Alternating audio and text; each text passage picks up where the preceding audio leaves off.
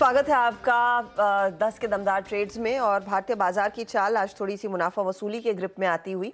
Nifty 50 तो कमजोर है ही, लेकिन इस समय मार्केट ब्रेथ आपकी स्क्रीन पर लेकर आएंगे। गिरने वाले शेयरों की संख्या बढ़ चुकी है, इसीलिए वो पूरा मिड कैप इंडेक्स आप देख रहे हैं करीब 75 पॉइंट के नुकसान के साथ। और ये दरअसल थोड़ा सा मार्केट के मूड को, सेंटिमेंट को और बिगाड़ता है। जब तक ब्रॉडर मार्केट पॉजिटिव है तब तक मार्केट में थोड़ा सा होप रहता है कि हम जमे रहेंगे, कि रिकवरी आ जाएगी, एटलीस्ट स्पेशली सेकेंड हाफ की उम्मीद रहती है। लेकिन अब जिस तरह से वो बिकवाली बढ़ी है मिड कैप्स में, जो निफ्टी बैंक की चाल अब आपको 40 पॉइंट के नीचे दिखाई दे रही है, उससे थोड़ा सा और मार्केट सर्कमस्पेक्ट होता हुआ कि आज वो रिकवरी के आसार बनेंगे या नहीं। चलिए, इस बीच हमारे साथ मार्केट बिग वॉइस में जुड़ रही हैं प्रभुदास लीलाधर की चेयरपर्सन और मैनेजिंग डायरेक्टर अमीषा वोरा। अमीषा जी, स्वागत है आपका सीएनबीसी आवाज पर। एक अच्छा हफ्ता वैसे निकला था, कंसिडरिंग एक वेल डिजर्व्ड ब्रेक मिला था मार्केट में भी, लेकिन उसके बाद ये ग्लोबल फ्रंट पर सिचुएशन थोड़ी सी और बिगड़ने लगी है। अमेरिका में लगातार 2 ट्रेडिंग सेशंस में मुनाफा वसूली देखी जा रही है। चाइना में वो एवरग्रांड की क्राइसिस, और भारतीय बाजार में भी बिकवाली का दबाव। और इनफैक्ट भारतीय बाजार में दिक्कत की या फिर चिंता भरी बात यह भी है कि एफआईआईज की तरफ से भी कुछ सेल साइड की पोजीशंस लौटने लगी। ये आप इस पूरे माहौल को आप कैसे पढ़ेंगी? ये एक अपॉर्चुनिटी है या फिर सतर्क रहने का समय? ये एक सिग्नल है कि थोड़ा सा इंतजार करें, let's not get ahead of ourselves and go extremely bullish और extremely aggressive on the market.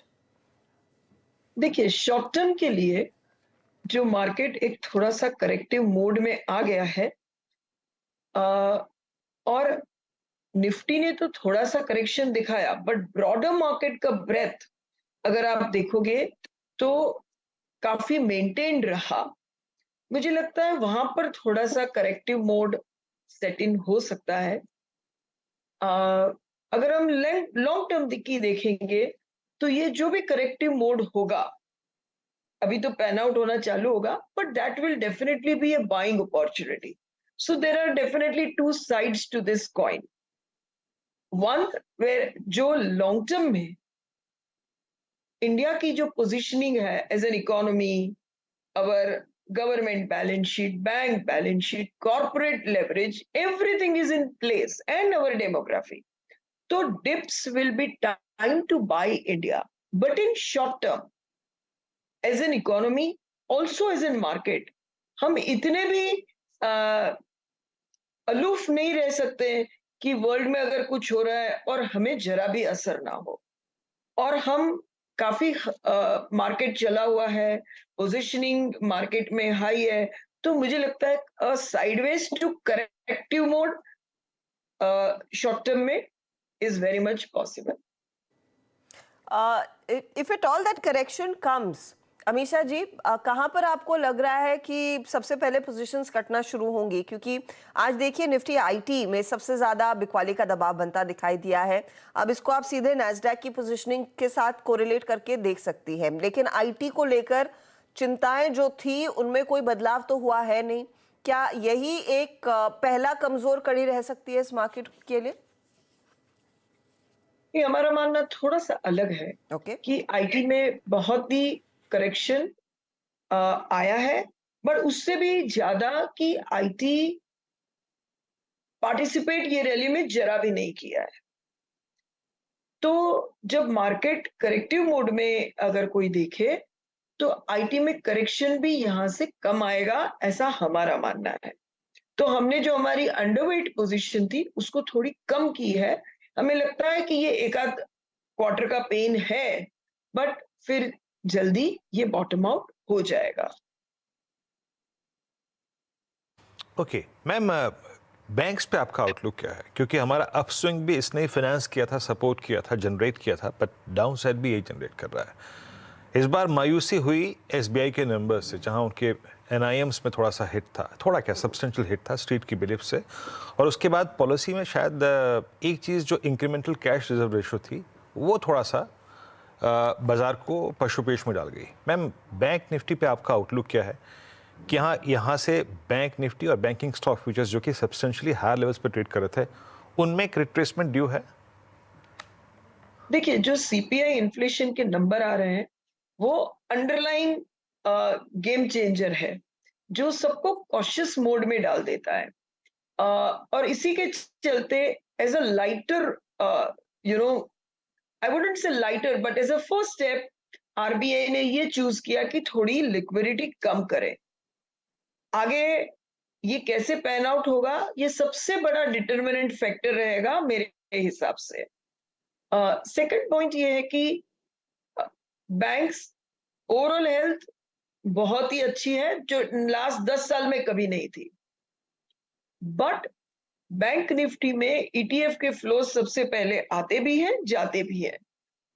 तो शॉर्ट टर्म में देखा जाए तो ये करेक्शन में पार्टिसिपेट कर सकते हैं। Once again, medium to long term, I still feel some of the private sector banks in particular have done, वो इतना अच्छा कर रहे हैं कि वो कोर पोर्टफोलियो का पार्ट है और वो अच्छा ही करेंगे।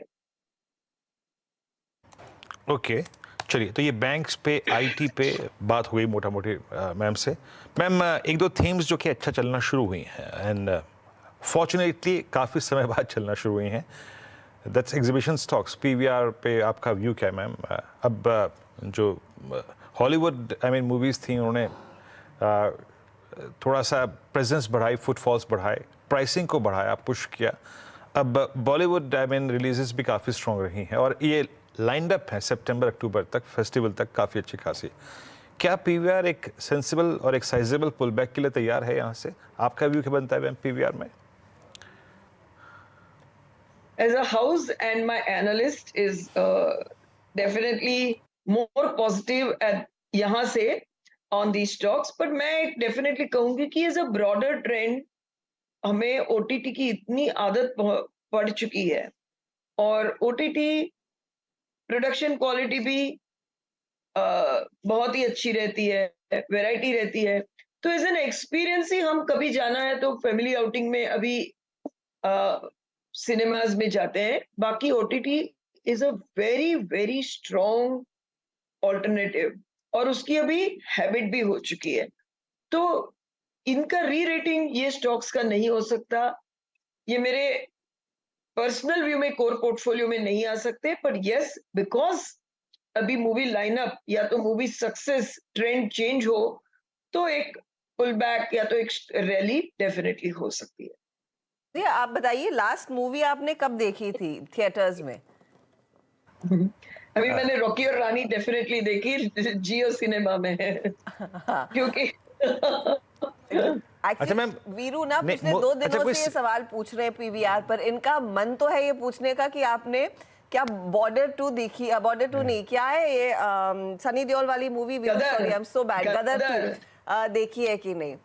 ही अभी तक बेसिकली नहीं वांट्स देख टू पाई आस्क हूँ। That question. नहीं,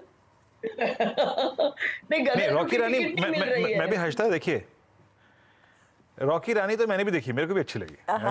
मेरी बुकिंग किसी और ने कराई थी, मेरा मन नहीं था, अच्छी लगी। अच्छा मैम, ये सीरीज कौन सी देखी आपने, मूवी को छोड़िए, जो आपको ओटीटी पे सबसे इम्प्रेस करके गई? लास्ट सीरीज कौन सी थी? ये तो बहुत बढ़िया या है। अभी भी आप उसके लास्ट, मिड में हैं? हाँ, मैं मिड में ही हूँ, और मैं अपने आप से नहीं देखती हूँ। My son and daughter in law, हैं। वो लोग हमेशा देखते रहते हैं और मुझे पुल कर लेते हैं कि ये देखो मम्मा, ये देखो आप आधा घंटा। तो इसीलिए मुझे थोड़ा ये तो है। अपडेशन रहता है। हाँ, नहीं, वैसे कंटेंट की कोई कमी नहीं है, और ये ओटीटी ही सबसे बड़ा competition PVR and the likes के लिए बना हुआ है। अच्छा, मैं आपसे एक और चीज समझना चाहूंगी। पिछली बारी आपने काफी interesting mid cap counters identify करना शुरू किए थे अमीषा जी। कहाँ पर नंबर्स के बाद आपका कन्विक्शन और बढ़ा है? कुछ नया अगर आप लोगों ने अपने पोर्टफोलियो में ऐड किया हो तो उसका उल्लेख करें। एज अ हाउस हमारा जो स्ट्रेटेजी रिपोर्ट, हमारे टॉप पिक्स होते हैं, वो डेफिनेटली हमारे हेड ऑफ रिसर्च बताते रहते हैं। On manufacturing side particularly, capital goods related all companies में, जैसे कि अपार हो गई, सीमेंस हो गया, एबीबी हो गया, हम कभी से बहुत स्ट्रॉन्ग थे, हम अभी भी बोल रहे हैं। रियल एस्टेट स्टॉक्स कोई हमारे कवरेज में है, कोई हमारे कवरेज में नहीं है, उसमें भी हम काफी कंस्ट्रक्टिव है। एसेट मैनेजमेंट कंपनी सेबी के थोड़े चेंजेस के बावजूद भी हमें लग रहा था कि एक अच्छा वैल्यू आ गया है और लॉन्ग टर्म ठीक है। तो उसमें हमारा कुछ था। होटल स्टॉक जैसे शेले हम लोग रेकमेंड कर रहे थे वेरी स्ट्रांगली, परफॉर्म भी किया है, अभी भी करेगा। कुछ ना कुछ एडिशन करते हैं। हमने रिसेंटली, वो एक्टिव कवरेज में नहीं है, but Bharat earth movers BEML, जो कि एक PSU है, पर जिसमें माइनिंग बिजनेस तो है ही है, बट साथ में उसमें डिफेंस और रेलवे, उसका भी एक्सपोजर है। ये हमें बहुत ही अच्छा लग रहा है। हमें लगता है कि यहाँ पर स्ट्रॉन्ग ऑर्डर बुक के चलते बहुत ही अच्छा इंप्रूवमेंट इन मार्जिन्स हो जाएगा। जैसे जैसे एग्जीक्यूशन बढ़ेगा, मार्जिन्स भी बढ़ेगा, तो यहाँ से स्टॉक अच्छा रिटर्न दे सकता है। ओके, BEML 2005 में वाकई इसमें कोई राय नहीं है। शायद इस मंच पे या फिर अमूमन बहुत ज़्यादा बातचीत इस स्टॉक के बारे में ना हुई हो, लेकिन बीता लगभग आप 6 महीने का अगर आप समय अवधि को देखें या फिर मार्च से लेकर अब तक क्या मूव दिया है। 1200 रुपये का स्टॉक अभी अभी ये करीब 2100-2200 की ट्रिजेक्टरी में गया था। वाकई अच्छा मूव था यहाँ पे। अच्छा मैम, कंस्ट्रक्शन में, इंफ्रास्ट्रक्चर में खैर मोटा मोटी आपका एक सेंस मिल गया। और कोई इसके मिड कैप में आपने पिक की हो या फिर कैपिटल गुड्स में हमने कुछ अभी पिक किया हो, और कोई स्टॉक जो आपके जहन में आता हो? हमने अभी अभी जो see top end of the manufacturing में ऑफ कोर्स या तो डिक्सन वो रिलेटेड स्टॉक्स है, या तो सीमेंस एबीबी जो ऑटोमेशन में है, जैसे मैंने कहा अपार एंड अदर्स जो कहीं ना कहीं, या कार्बोरेंडम यूनिवर्सल जो एब्रेसिव्स एंड रिफ्रैक्टरीज में है। दूसरे स्टॉक्स, वो एक टॉप एंड हो गया। जब हम इतना इंफ्रास्ट्रक्चर का स्पेंड स्ट्रांगली इंडिया में देख रहे हैं, तो हमने ये भी एक्सपीरियंस किया कि जो जो स्टील प्रोसेसर्स है, जो वैल्यू एडेड स्टील प्रोसेसिंग करके कन्वर्टर्स है, ए उनका वॉल्यूम बहुत अच्छा बढ़ रहा है, एंड बी उनको कमोडिटी साइकिल का रिस्क नहीं है। तो जैसे कि वो तो मिड कैप से भी कम है, 8,000 करोड़ में आज BEML मिड कैप नहीं बन पाता। इतना अपना इंडिया का मार्केट कैप इंप्रूव हो चुका है, बट ऑलमोस्ट माइक्रो कैप बोल सकते हैं। जो हमारी एनालिस्ट ने अभी अभी एक नोट निकाला था, क्योंकि आप मुझे बता रहे हैं, मैं बता दूं कि गुड लक इंडिया करके है, तो वो स्ट्रक्चर स्टील्स में है, ट्यूब्स में है, एंड पाइप्स में है। और यहाँ से ये सभी सेगमेंट्स में ग्रोथ एंड एबिडा ग्रोथ दोनों बहुत अच्छा आएगा, ऐसा हमारा मानना है। तो वो एक स्टॉक, क्योंकि ये रिटेल भी यहाँ पर देखते हैं, तो हमें लगा कि ये एक अच्छा स्टॉक इन्वेस्टमेंट आइडिया है। ओके, हमेशा मैं बहुत बहुत शुक्रिया, आप इस कार्यक्रम में शामिल हुई और सभी सेक्टर्स पे, इंडस्ट्रीज पे अपनी राय रखी आपने। और मैम एक बार फिर से have a nice weekend.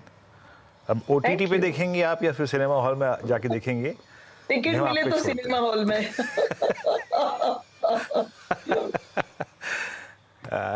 Okay, have a nice ma'am, have a nice weekend thank ma'am. You. बहुत बहुत शुक्रिया आप इस कार्यक्रम में जुड़ी। अब हम इस कार्यक्रम के अंतिम छोर पे हैं। देखिए आज हम